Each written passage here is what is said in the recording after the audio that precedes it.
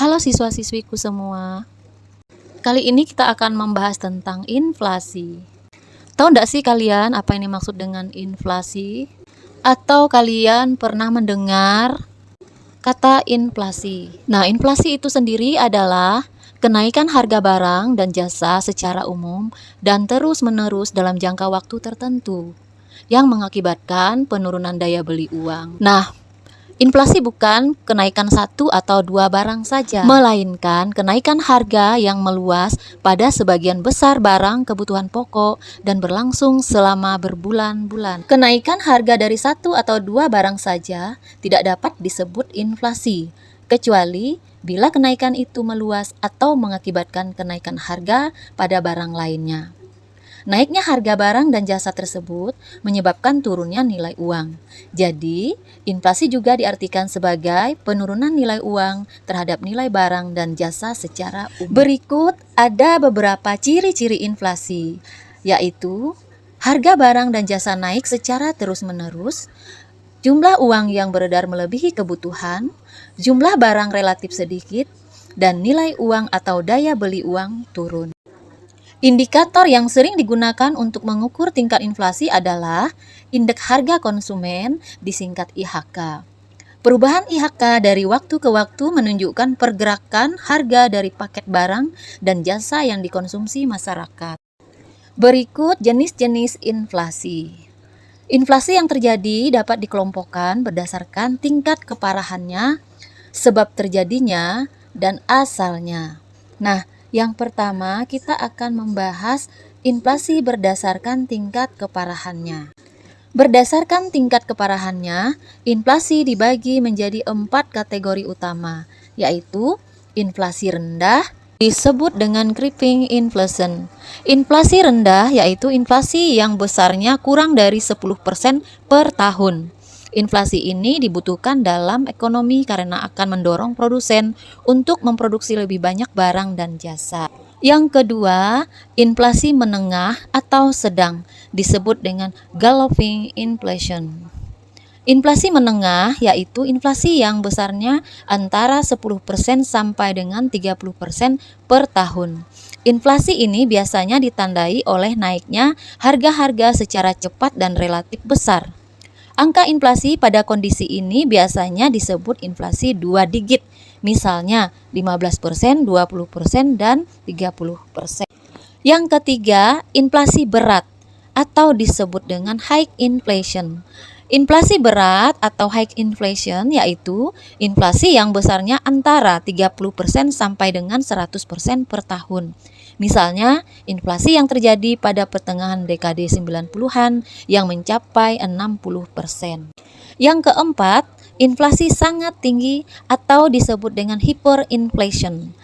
Inflasi sangat tinggi yaitu inflasi yang ditandai oleh naiknya harga secara drastis sehingga mencapai 4 digit atau di atas 100%. Pada kondisi ini, masyarakat tidak lagi ingin menyimpan uang karena nilainya turun sangat tajam sehingga lebih baik ditukarkan dengan barang. Berikut inflasi berdasarkan sebabnya. Berdasarkan sebabnya, inflasi dibagi menjadi 3, yaitu yang pertama disebut dengan demandful inflation atau tarikan permintaan. Jenis inflasi ini disebabkan oleh adanya peningkatan jumlah permintaan efektif baik dari masyarakat maupun pemerintah. Sebagai contoh, dari sisi masyarakat, karena permintaan akan barang dan jasa yang terjadi besar, tidak bisa diikuti oleh kapasitas produksi, sehingga keseimbangan antara permintaan dan penawaran akan terganggu, yang mengakibatkan harga barang akan naik. Nah, dilihat dari sisi pemerintah juga sebagai pelaku ekonomi, bertambahnya pengeluaran pemerintah yang dibiayai dengan percetakan uang baru atau bertambahnya investasi swasta karena memperoleh kredit murah dari bank. Yang kedua, cost push inflation. Cost push inflation merupakan jenis inflasi yang disebabkan oleh kenaikan biaya-biaya produksi. Sebagai contoh, kenaikan harga BBM akan berakibat pada kenaikan biaya transportasi untuk hampir semua jenis barang, sehingga harga jualnya juga mengalami kenaikan. Yang kedua, adanya kenaikan gaji atau upah. Kenaikan upah buruh yang terjadi karena adanya tuntutan dari kaum buruh akan menyebabkan biaya produksi menjadi naik. Untuk menutupi kerugian ini, perusahaan akan meningkatkan harga jual produknya. Yang ketiga, bottleneck inflation. Inflasi ini dipicu oleh faktor penawaran atau disebut dengan supply, atau faktor permintaan atau demand. Jika dikarenakan faktor penawaran, persoalannya adalah sekalipun kapasitas yang ada sudah terpakai, tetapi permintaannya masih banyak sehingga menimbulkan inflasi.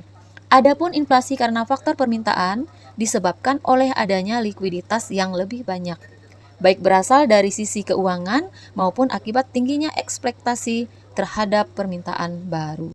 Berikut inflasi berdasarkan asalnya. Berdasarkan asalnya, inflasi dibagi menjadi dua, yaitu 1. Inflasi yang berasal dari dalam negeri atau domestic inflation. Inflasi ini terjadi karena adanya beberapa permasalahan yang ada di dalam negeri, baik yang disengaja maupun yang tidak disengaja. Sebagai contoh, adanya bencana alam, gagal panen, kebijakan pemerintah mencetak uang baru untuk menutup defisit anggaran, kebijakan uang longgar, dan sebagainya. Yang kedua, inflasi yang berasal dari luar negeri atau imported inflation. Inflasi ini merupakan bentuk inflasi sebagai efek dari terjadinya inflasi di luar negeri. Sekarang ini kita sudah menginjak era globalisasi di mana hubungan antar negara sudah begitu terbuka. Dampak yang terjadi di suatu negara, baik secara langsung maupun tidak langsung, bisa dirasakan oleh negara lain. Misalnya, negara-negara yang menjadi mitra dagang secara mengalami inflasi dapat menimbulkan inflasi juga bagi negara lain. Berikut kita akan membahas dampak inflasi. Inflasi dalam perekonomian dapat menimbulkan dampak positif dan dampak negatif. Nah, apa itu dampak positif? Dampak positif itu adalah dampak keuntungan, sedangkan dampak negatif itu adalah dampak kerugian. Yang pertama kita akan membahas dampak positifnya. Dampak positif antara lain, inflasi akan meningkatkan pendapatan bagi para konglomerat atau pengusaha. Inflasi menguntungkan bagi orang yang memiliki kekayaan dalam bentuk barang berharga, seperti emas, karena saat inflasi harga jual barang berharga pasti juga ikut meningkat. Buruh yang bergabung dalam serikat kerja yang kuat dapat menuntut upah naik, bahkan bisa melebihi dari tingkat inflasi. Dan biaya produksi naik sehingga harga komoditas ekspor ikut naik. Sementara dampak negatifnya adalah inflasi merugikan orang yang berpendapatan tetap, inflasi merugikan investor, inflasi merugikan kreditor atau orang yang memberikan pinjaman kepada pihak lain, daya saing perusahaan menurun, efisiensi menurun karena tingginya biaya produksi, arus impor meningkat sehingga menimbulkan defisit anggaran belanja, neraca perdagangan dan cadangan devisa, serta menimbulkan pengangguran. Nah, dalam materi berikutnya nanti kita akan lanjut dengan menghitung laju inflasi. Tapi sebelumnya kita harus mengetahui dulu tentang penyebab inflasi. Baiklah siswa-siswiku sekalian, kita akan membahas tentang bagaimana menghitung laju inflasi. Rumus yang digunakan untuk menghitung laju inflasi adalah menggunakan indeks harga konsumen.